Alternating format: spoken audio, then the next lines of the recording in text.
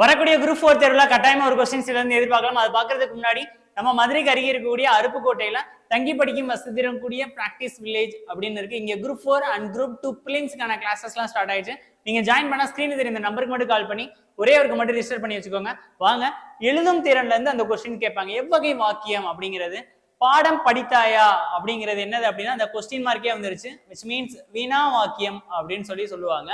நீடுடி வாழ்க, இங்க பாருங்க இது ஒண்ணு இருக்கு. அதே மாதிரி என்ன அருவியின் அழகு, விச் மீன்ஸ் ஆச்சரிய குறி போட்டிருக்காங்க. அப்படின்னா என்ன அர்த்தம் அப்படின்னா விச் மீன்ஸ் உணர்ச்சி தொடர் அப்படின்னு சொல்லுவாங்க. என்னது உணர்ச்சி தொடர்ன்னு சொல்லுவாங்க. ரைட்.